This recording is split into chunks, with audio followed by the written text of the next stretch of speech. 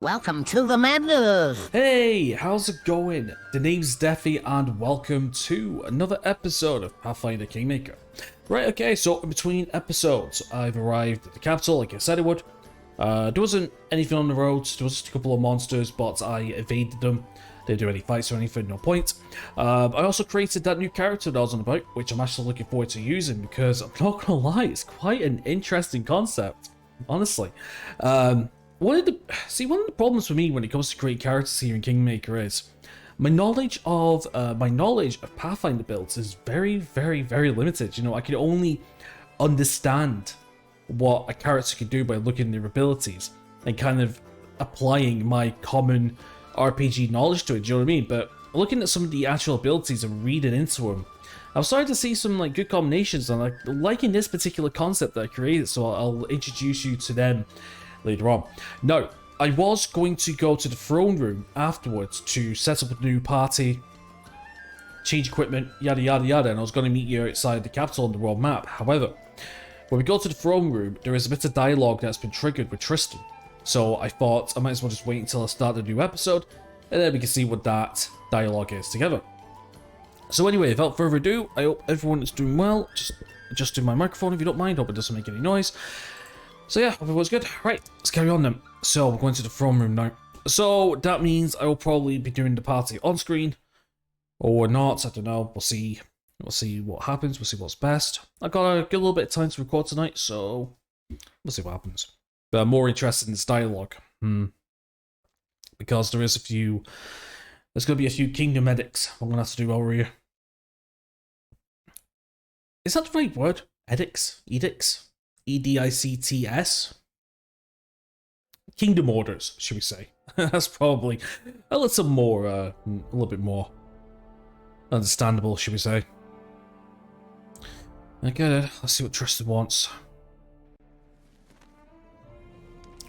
There he is, the guy in white. Definitely. The situation has become rather fraught. A group of mercenaries arrived in our lands to seek a better future. They banded together for safety. Some have been hired by our merchants as bodyguards. Okay. Alas, their manners are low, and the locals are prejudiced against them. They fight more and more often. The peasants want us to banish the mercenaries from the city. The merchants expect us to protect them, regardless of the peasants' complaints. If you ask me, we mustn't surrender to hatred. This matter should be resolved peacefully. Draw from the treasury to finance more guards. They'll put an end to these clashes. Nothing's going to change if we simply choose sides. We must mediate, though this saves money and a will for peace. Okay. So we either get -5 economy and stability +2. We can go economy +3, stability +2, but -100 BP. Or we get +2 economy and stability -5. Now, do we have 100 build points? Because this seems to be the best thing to do. Yeah.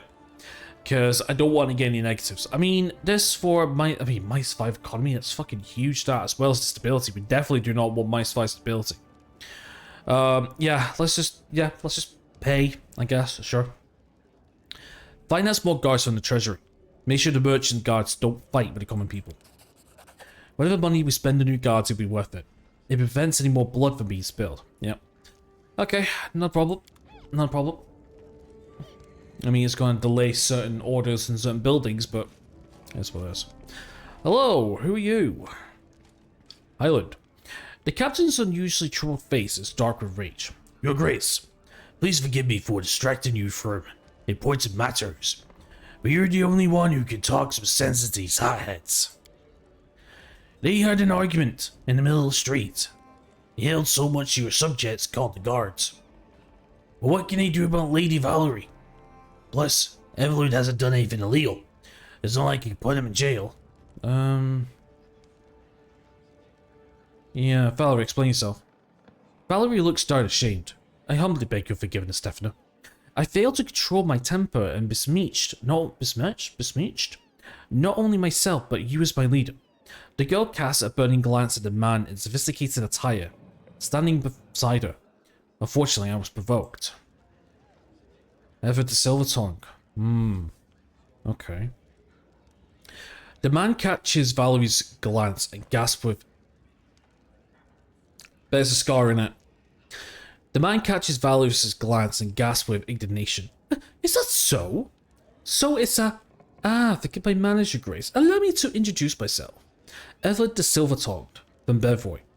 It's a pity we meet under such circumstances, but...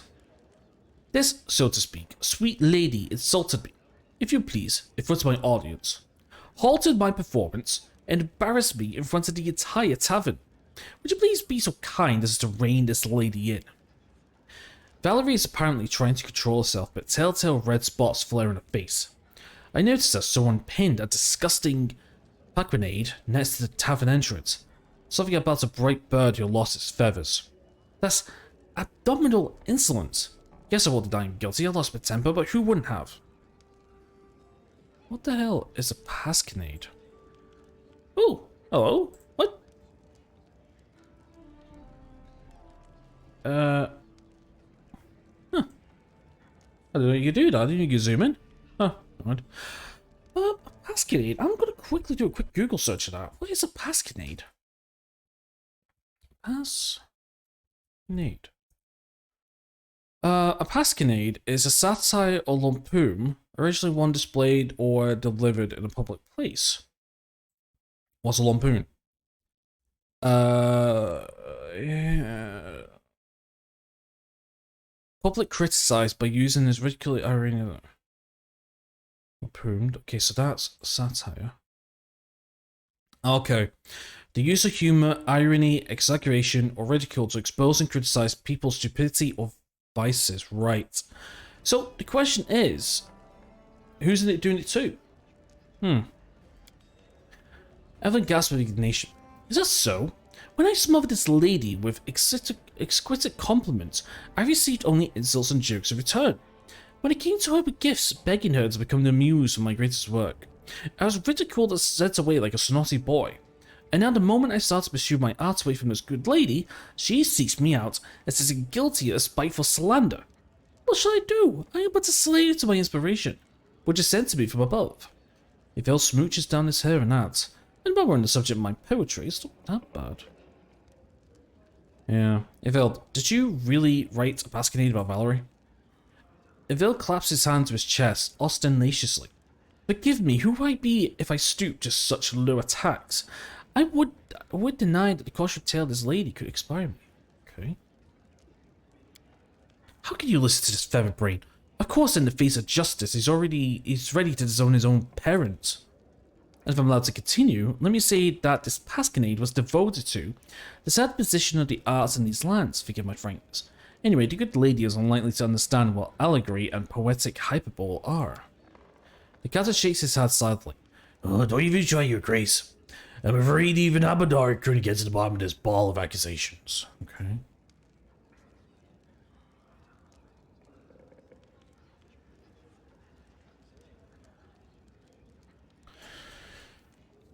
Do you know what the problem is?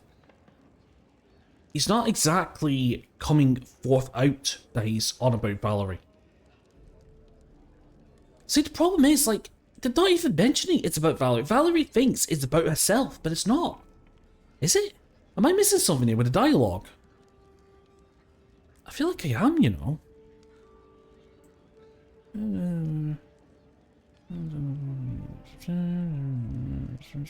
Me from the audience on the performance embarrassed me.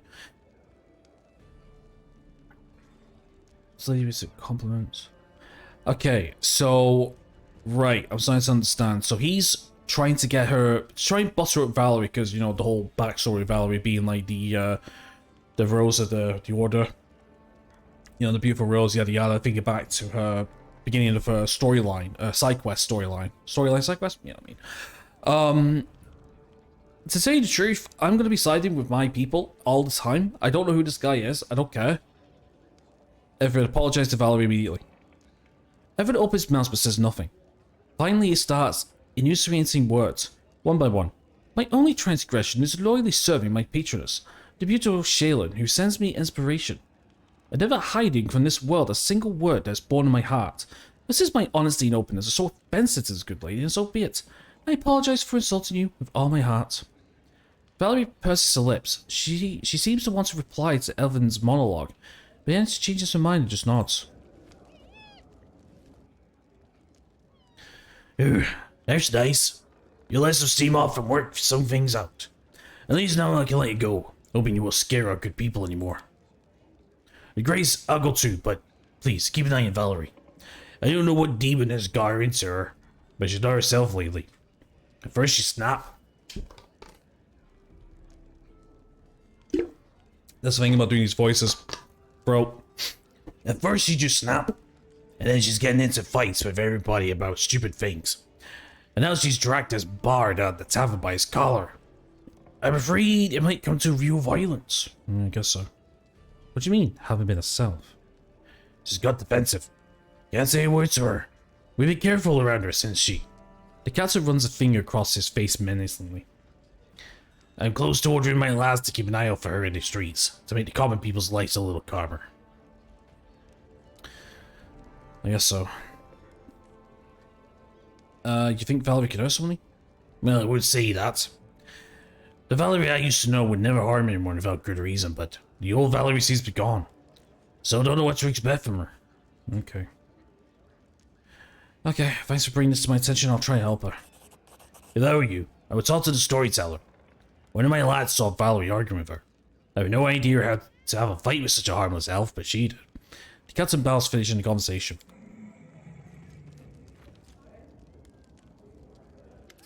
Anyway, Bokken. Unfazed by the awkward silence, Bokken searches for his bag for quite a while. Finally, he pulls out a sizable brown paper package. Here you go. Any other something familiar, Bokken? Oh, nice. So we got potion of protection for arrows, potion of eagle splendor, potion for fire. If you ever need anything in particular, just let me know. I'm not sure. I'll go home and think of something myself, my boat's sake. I'd like you to cross off a specific. Bokken nods and pulls a piece of coal, blah blah blah. I could use another one of your alchemic items. Bokken carefully writes something down. Very good. If you want to buy anything else, just come around. Yeah. Sounds good. Sounds good to me. Okay, burning bridges. Wow. Well, to say the truth, we do have a few stuff to do today anyway. Yeah, we do have a few stuff to do today, so... We'll get the party together, we'll do our business here in the capital, and then we'll go out. But, basically, I'm just going in here. I'm not advancing any days, I just want to have a look, see what we can do. We'll do the party, level ups if there is any. And then we'll go do what we're doing. Okay, people from the past, nice, so +2, +3, +2. I like it. Council awaits in the throne room, +1 to loyalty. The scandal in the capital, yeah. The Grim Prophetess. The Fade Prophetess has made camp at a crossroad. She feels the future is all who come past, but only to the dark side of the future. She may not be lying, but her stories are making the people miserable, and they look to the future with a sense of doom. It's time to put an end to this. Send a storyteller. 55%. Try it. Project. Support the council's endeavors. We will do this another time. Yeah, okay. Just because that uses up 2 weeks. 2 weeks. Unfortunately, I have stuff to do. So once we do this bit, maybe. Right, okie dokie then. Let me introduce you to the character that we have. In fact, do we have any level ups? No, actually, we don't. Okay, that makes things a little easier. We have we have Gloria Sharp, a Mind Blade Magus. A Mind Blade bends physical talent and martial skill to lethal effect. By forming weapons with her mind, she always has the right tool for any situation. And a Amnesiac Psychic. The Amnesiac once possessed great psychic power but mental blocks, resulting in either a traumatic event or intentional implantation. As caused her to forget what she knew before. The Amnesiac struggle to control her psychic magic leads to wild and unpredictable results. So yeah, so Magus is the Gungan, which is like spells and swords. And Psychics is quite an interesting like little spellcasting class itself. So we got to the abilities. For feats we have light armor, proficiency, simple martial, weapon finesse. So we can add our dexterity to the weapon attack rolls. So that is daggers, curved blades, yeah, S-stocks, rapiers, like I see it. We've got precise shot and precise blank shot. This is going to be for mainly the attack magic. We've got exotic weapon proficiency. Although, to be honest, we only got it for the Falcata sword, I believe. Expanded Pharaonic pool. Sorry. This is to do with the psychic class. Combat casting. So we get +4 on concentration checks. Very useful. We got manifest light weapons, which is beautiful. So Mind Blade gains a psychic pool similar to a normal Maker's arcane pool. At first level, a Mind Blade can expend 1 point from a psychic pool as a standard action to manifest a light melee weapon of her choice, formed from psychic energy. By spending 2 points, let me just, here we go. By spending 2 points, we can manifest a one-handed melee weapon. By 3 points, we can manifest a two-handed melee weapon. The psychic weapon is lasts indefinitely, but it vanishes if it leaves the Mind Blade's hand. Mind Blade can dismiss a held as a free action. When psychic wave vanishes, the Mind Blade regains the psychic energy used to create it. She can maintain one weapon at a time. So yeah, so level 1, whatever. Level 3, the weapons enhancement bonus by 1 to +5 at 12th level. So at the 5th level, the Mind Blade can add any of the weapon special abilities listed in the arcade pool class feature. So it's pretty cool, actually. So for the psychics as well, we have spell recollection. So once per hour, it's a swift action, and the Amnesiac can attempt to remember any spell from the psychic list of her choice from either or the 2 highest spell levels that she can cast. When she does, she rolls a d100 to determine the result. Because the mental stress of combat brings memories to the surface more easily, the Amnesiac adds 1d10 to this roll result. If she's in combat when she attempts to recall a spell, regardless of the result, the Amnesiac expends an Amnesiac slot at the appropriate level for the spell she attempts to remember. Once the spell's been remembered this way, the Amnesiac can cast one of the spells known for the rest of the day. It's pretty cool. So between 1 and 10, when I'm able to cast spells this round, level 35, can't remember the new spell. 36 to 95, we can remember and can cast a new spell.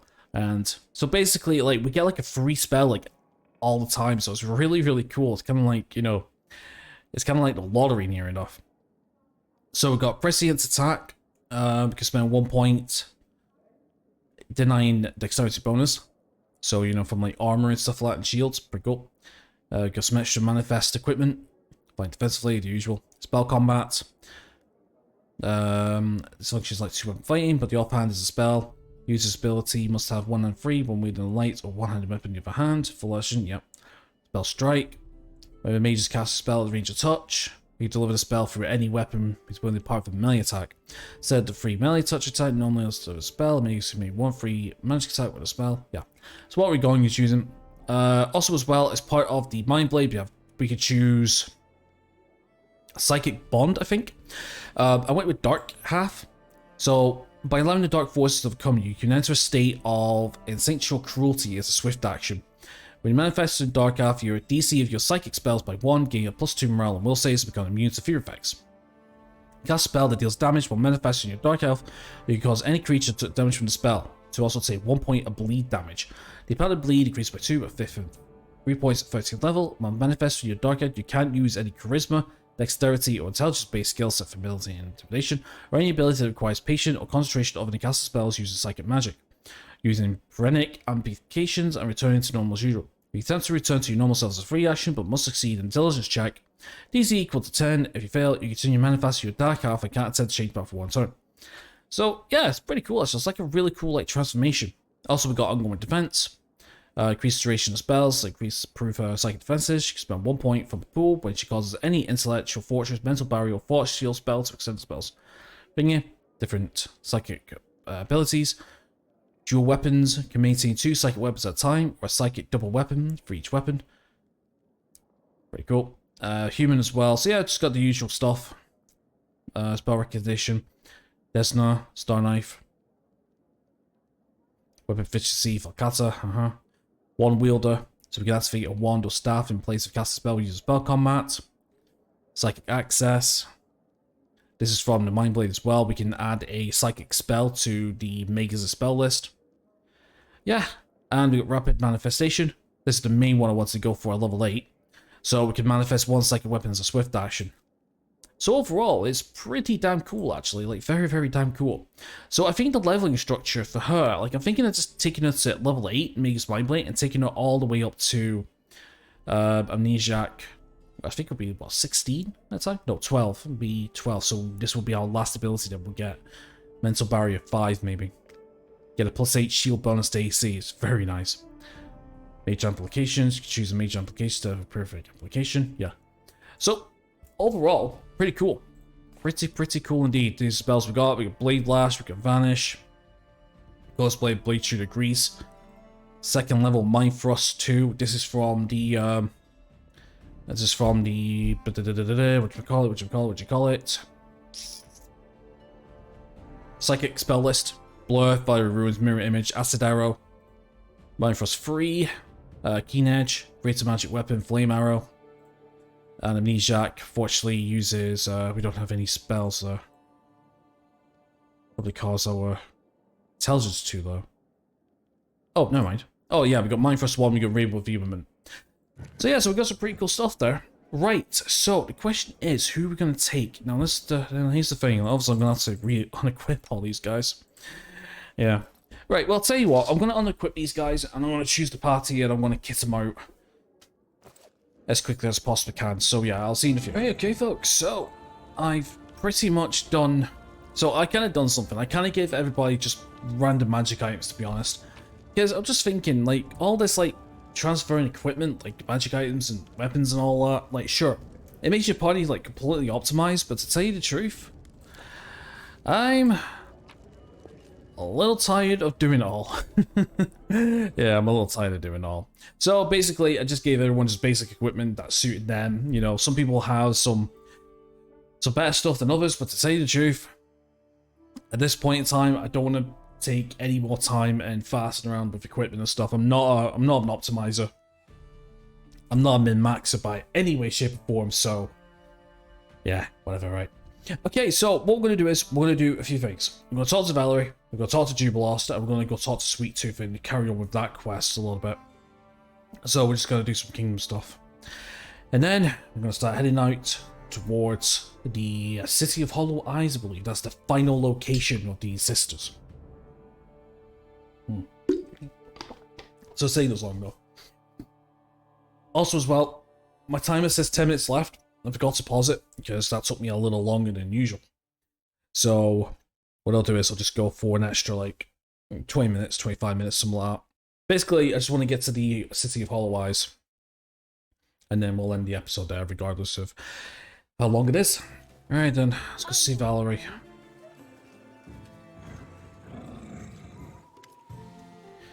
Greetings. Valerie sighs. Everything is well, I hope. I'm ready for new orders. How's your wounds?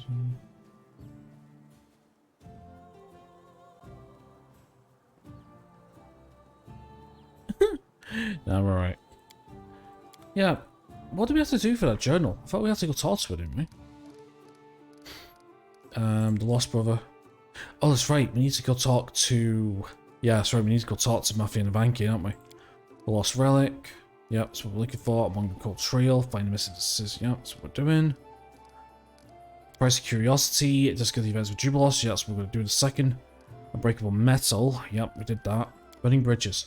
Oh, we got to talk to the Storyteller. Bastard. Alright. Go ahead. Right, let's go talk to the Storyteller then. Muppet. The Storyteller twitters your approach. Oh, your grace. My stories are calling for you. Have you come to answer the call? Yeah, brought some relics. 20, yeah, 400 gold coins. Ah. The Storyteller idly toys with the ancient plain-looking coin. What was the name of the Cloran ruler who issued this coin? Does anyone remember now? What did the Cyclopses use to purchase?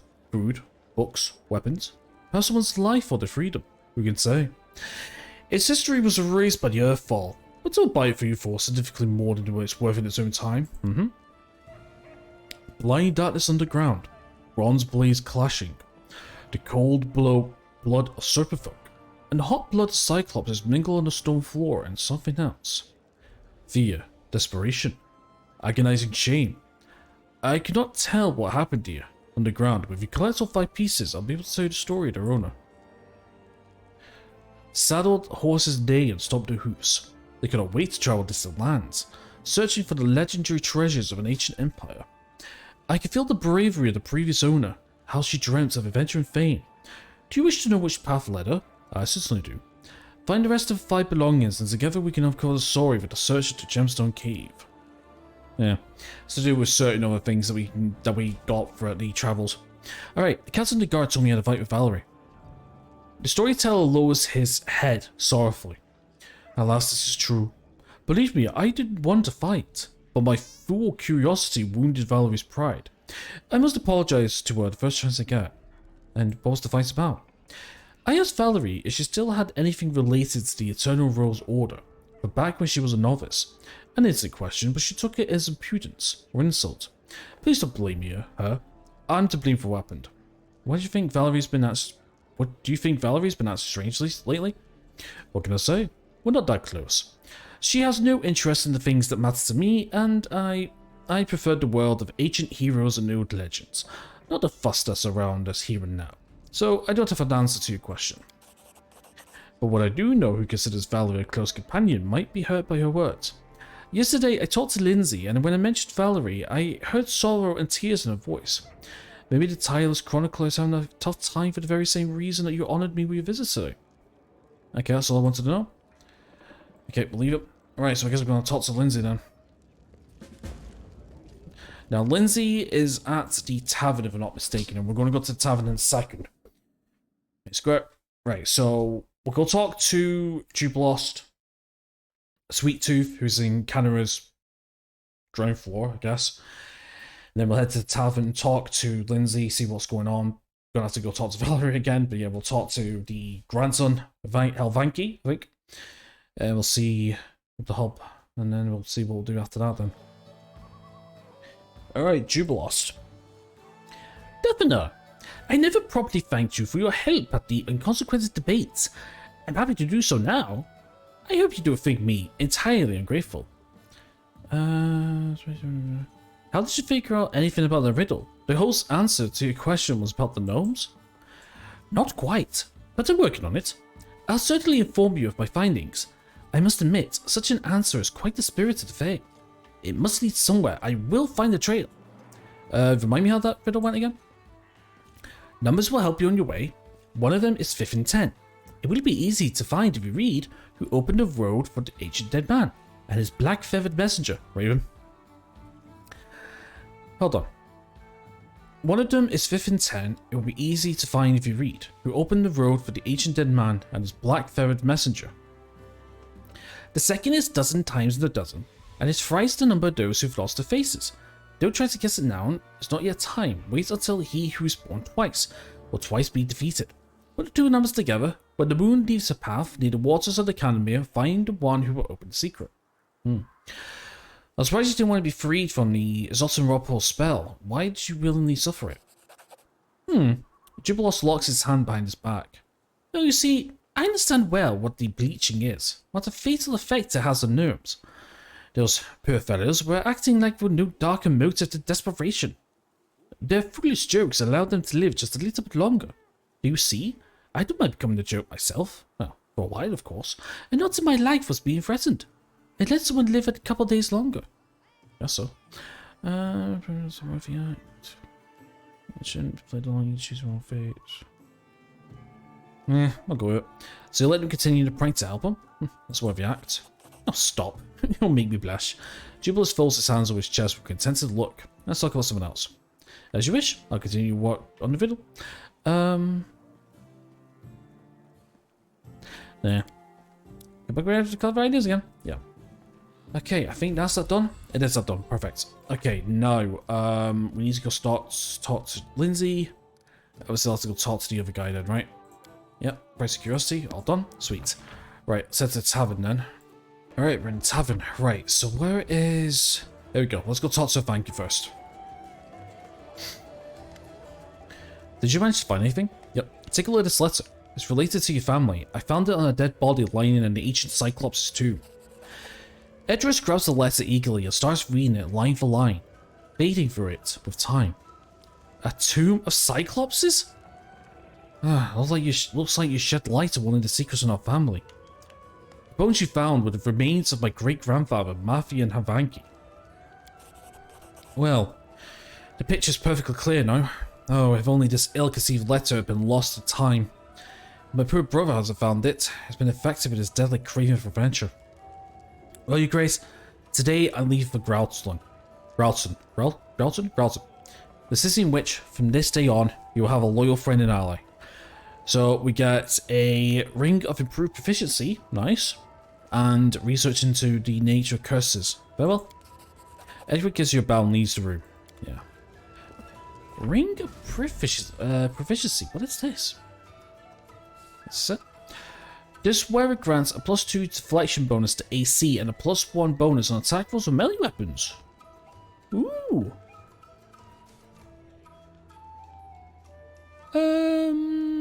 Don't mind if I do. Oh, wait a minute. Oh, sure, we got the +1 armor class, haven't we? Does that break us down to 21? No, Key says 22. Then we can give that to somebody else. Maybe, we'll see. Oh, I forgot to put the cloak resistance back. It's fine. Alright then, let's go talk to Lindsay then, wherever she is. Lindsay, fire! Old Lindsay! I don't see Lindsay. Should be at the tavern, right? She's not here unless she's upstairs. Possibly.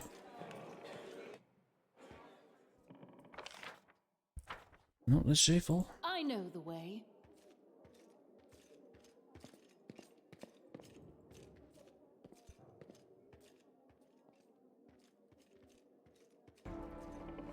There you are. Been looking for you. Plus she was at the tavern. A halfling girl with trousered hair wearing a dusty traveller's outfit sits chewing the tip of a quill. Just a moment. How should I put this? Oh, I know.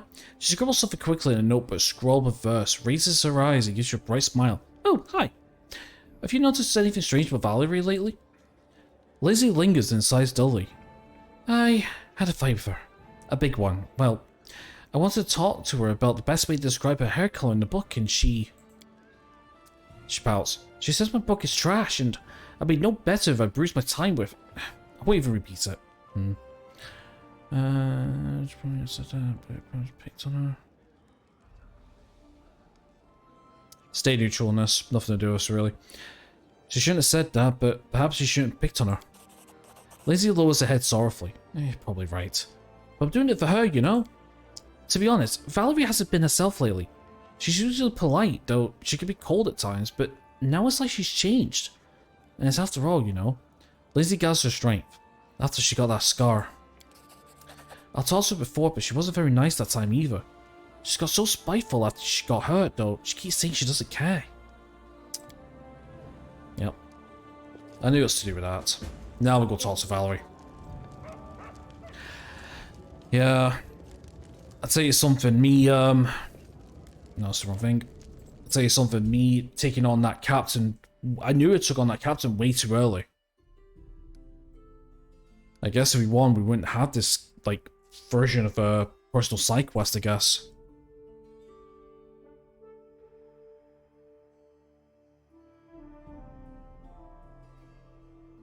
I mean, personally, I think the scar's pretty badass on her, you know? Honestly, I think it looks pretty cool now. But I can kind of understand if it starts to affect her in some way. I mean, it's a massive change to her face.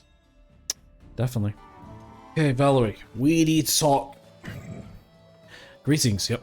Valerie, we need to talk. You've been acting strange lately. If you're going to bring up that scene in the throne room, don't waste your breath. I feel completely deserved that speech.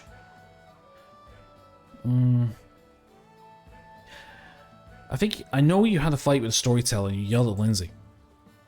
Storyteller? What business of his if I have anything left from the order? Does he imagine I'm still carrying around Shayla's radiant face as a souvenir? As for Lindsay, she knows full well how her constant babbling about her book irritates me. Captain and the guard said you're taking out random people. Valerie narrows her eyes. So the captain and the guard thinks I'm incapable of carrying out my duties to you and your subjects. Perhaps he should change his armor for a judge's mantle. Be so ready to declare such verdicts. Why do you think that pasquinade next to the tavern entrance was about you? Who else could it have been about? That scribbler used to never leave me alone. Dogged my heels asking questions where I appeared on the street. And now, Valerie stops angrily and looks away. Listen to yourself. Why all this bile? I want to help you. Valerie twists her lips and looks away as she wants to end the conversation. Yeah, let's wait. When the girl starts talking again, her voice sounds soft. Please forgive me, Daphne. I understand your worries. My behaviour over the last few weeks and dead left much to be desired. I don't know why I'm doing these things. Lazy thinks you're concerned about the scar. So typical of her. A superficial opinion. A superficial conclusion. Valerie sighs. Forgive me, it's difficult to admit I was wrong, and Scatterbrain Lindsay's apparently right. The girl hesitates, lifts her hand, and touches the scar on her face. Since it appeared, it's like the world around me has changed. Wherever I went before, my admirers, followers, and bars used to follow me around. And now it's like I'm completely invisible. Worse, I see how I talk to try. I see those I try. I can't speak. I see those who I try. Daffy? I see how those I talk to trying hard not to look at the scar. Is this line grammatically incorrect, or is it just my reading? I see how those I try to talk to trying hard not to look at the scar. There we go. It did. It's like it undid me. It's like it undid me completely. Right. Okay. So basically, a little bit of celebrity here. I love the fact she was getting all this attention, but now that her beauty has been taken away, people stop talking to her. Classic fucking diva. That's what it is. Valerie stops again, absently running the tips of her fingers over the ugly scar on her face. She finally pulls her hand from her face and looks at you. I never seriously imagined what would happen if I lost my beauty. I thought my actions would speak much louder than my appearance. But now I'm having doubts and this, and everything else I keep telling myself. Hey, was you change things now? You're letting your cover the pain, release of grief for what you've lost. Yeah, you always said that beauty isn't really important. I remember that from the talking to you. Are you changing your views now? Valerie looks at you pensively for a few moments, and it shakes her head with determination. No. If I'm to break with someone who looks at me askance, after everything I've been through, it means I've never actually been worth anything. I may as well stay with the Order and live meekly by Shayla's orders. Ugh. Valerie straightens her shoulders and looks around with determination. I shouldn't have wasted time on these useless thoughts. I promise that you won't be bothered again by complaints about me. Except perhaps those who truly deserve a harsh response. The girl nods to you. Thank you for this conversation. I know you support me. Yeah, I guess so. Whatever gets you back on the straight and narrow, eh? I know. Yeah, there's the fire drake. Right, okay, now that we're done with that. Let's finally carry on with the main game now, eh? Yeah, honestly, Valerie, I didn't expect her to take that twist, you know. Because, to tell you the truth, I honestly thought that she'd be fine with all that. Alright, who are we going to take? Well, first of all, we're going to take Gloria, because we're going to be taking her, right? No, game, thank you. We'll take Gloria. Now, who have we not used in a while? Naz, Tristan, Ark. We'll take... hold on, we need a couple of frontliners here. Hold on, let me rearrange things. Because Keith, again, I'm taking 6, not multiple. Right, Gloria, we'll take Ark. Naz, we haven't used in a while. We'll take Tristan, and... Yukundeo? What do we take? Octavia.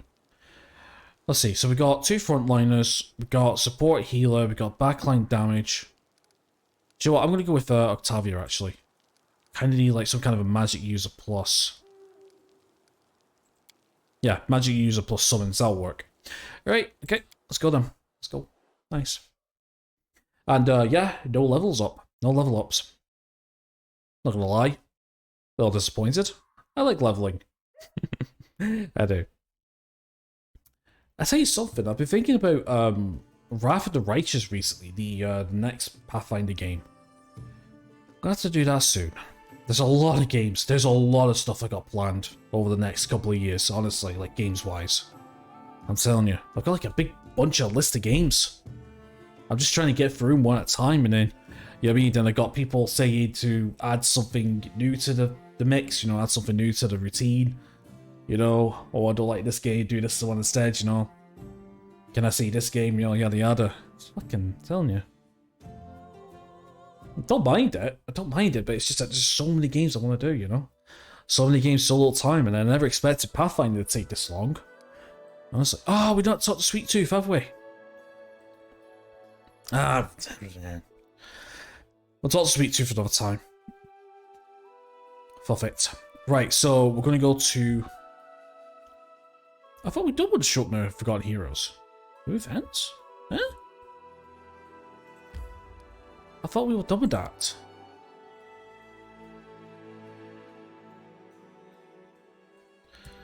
Hold on, I thought we were done with that. Are we not?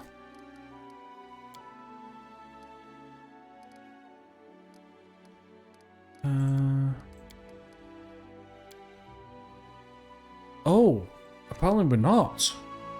Alright, we're going to have to head back there then. Okay. Stuff is different now.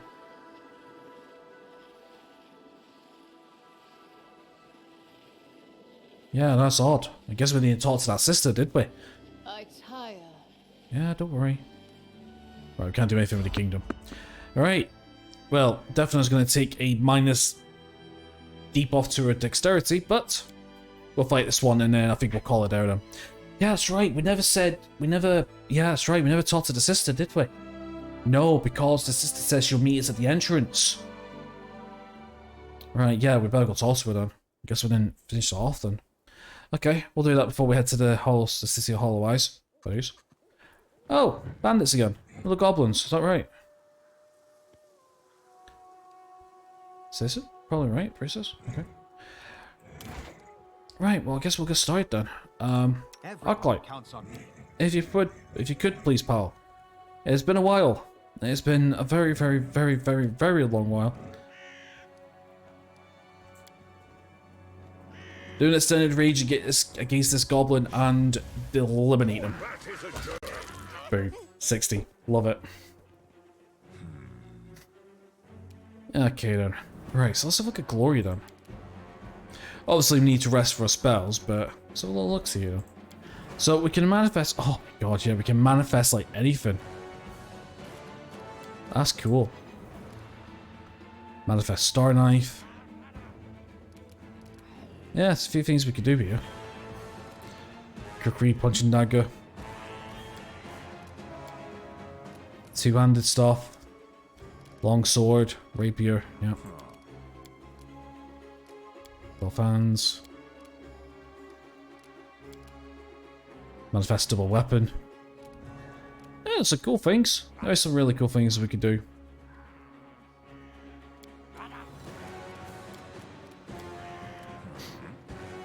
Let's go manifest star knives.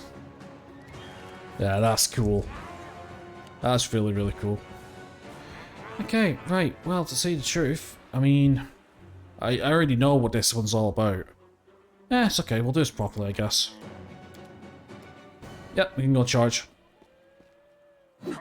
Ooh, a critical miss. That's a really interesting. Okay, right, let's go advantage trick. No, let's go acceleration of form, give this haste to some degree. Fire Drake. We can add in here. Tristan, right. I'm gonna do with you, son. Dragon Shape. A draconic druid can't use wild shape to change. Okay, a set of 4 levels, she can use wild shape to change into a dragon scale version of himself. With long claws of fang, gaining +1 natural bonus to AC, and 2 claws and a bite attack appropriate for his size. 1d6 points of damage for medium, otherwise retain. Ooh. Cool. Keep that in mind, actually. Well, I didn't want to go down that way, but fine. Okay, Naz, let's grow in size, methinks. Sure. Let's move forward. Octavia. Guess we can go summon. Also, as well, just want to check something. Augmented summoning, superior summoning. It conjures one at once a total creature summoned. Okay. Alright, just wanted to see if she had those summoning beats that Cephal had from the DLC. Yep, type of opportunity. Jesus, another one.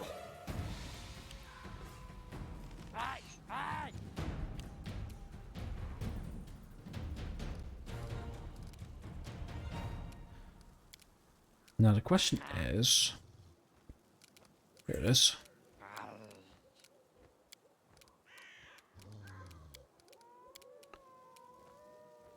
Yep. We can do it. You throw 'em. That's cool. Little shurikens, I love it. 1d4 plus 2. Yeah, nice. That's actually a really good hit, actually. What? Bro, 16 plus 15 for the modifiers? Dude, love it. She's gonna be really cool once I understand her abilities and stuff. So yeah, so... Wow, another critical miss? Dude, get your game on. This should do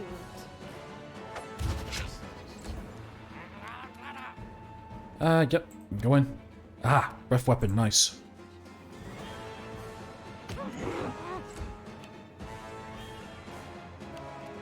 There we go, huh? How far can we cast this fireball? Here? Sure, do it. Oh. Not too bad. It's my timer. But we're not done yet. Gonna go for a little bit longer. But yeah, she's gonna be a really good character once I understand like her abilities and stuff. And not to mention, once we get a long rest for some spells, it's golden. Right, let's just do this. Might as well.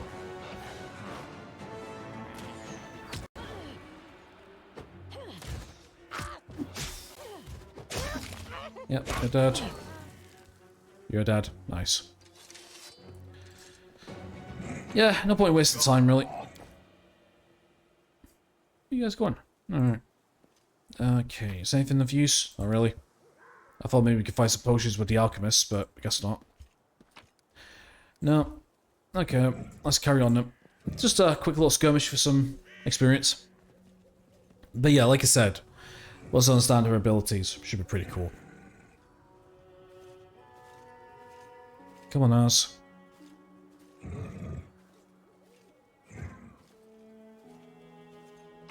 There we go. Nope, just leave. Don't need the extra weight. Not yet. Yeah. So, I think I might keep her with Star Knives because her deity, the favoured weapon from the deity is Star Knives with Desna. So, I could go double Star Knives actually. Make it more of a mystic version of Defina, something. Maybe. The question is though, can we use Spell Strike with a ranged throw weapon? That would be fun, but I don't think so. I don't think so. I tire. It would be kind of fun though. Actually, it would be kind of fun. I mean, the damage isn't too bad. I mean, summon, manifested, temporary enhancement +2, strength, finesse wielding. Now, I mean, the fact is, look at the fucking size of them though. Massive, handy, these Star Knives. That's pretty cool though. But yeah, but I gave her a Falcata as well. We got the Decapitator. And because she has exotic proficiency bonus, exotic weapon proficiency for the Falcata. Because, you know, we get +2 if we're under rage and threat, which is from 17 to 20 instead of just a flat 20 for a critical hit. It's interesting. It's pretty interesting. Right, well, we're almost there now anyway. May we have a moment of respite? We will, don't worry. Can we just get to Forgotten Heroes first? Okay, right, we'll rest now then. Right, I need to change up the stuff. Okay, let's have a look. So you're best at cooking, you are best at Overwatch, you are best at hunting. You can go here, and then finally Naz, let's add a +2 to here as well. Okay. If we do our job right, we should be fine. There we go. Hunting, rations, yep. The cooking, hearty meal. Cool. Also, I really do like the rest mechanic in this game. Pretty cool, actually. Speaking of which, I have been playing another game recently, another CRPG that I might slip in somewhere in the game to-do list. A game called Celeste: The Crown of the Magister. That's based on, that's a recent title from 2020. Been playing that recently. Pretty fun. Very, very fun. That's based on 5th edition of Dungeons & Dragons, so I will know my way around that quite easily. So yeah, I've been enjoying it, Pretty cool. Right, so anyway, my friends, so in the next episode, we're going to go back into the sepulture. Yeah, I can't really pronounce that word properly. We're going to have a talk with the sister, and then from here, we're just going to go this way. I think what we'll do is, we will go into the Rune Tower, because apparently... Rune Tower, is that where we want to go? Yeah, I guess we can have a look at the Rune Tower, then the Blood Furrows, and then maybe head this way towards the City Hall of Ice. We've already been there with who's he called? The Baron of Varnhold, you know, in the Van Holding's Lot DLC. I've got his name already. I have. I already know Sethel the Mage. That's an easy one to remember. But yeah, I guess we're going to go there with the main party. So anyway, we'll see what happens. So ladies and gentlemen, thank you so much for watching today's episode. Please like and subscribe if you haven't already. Links down below. Check them out if you wish. Other than that, enjoy the rest of your awesome day and hope to see you next time. Take care.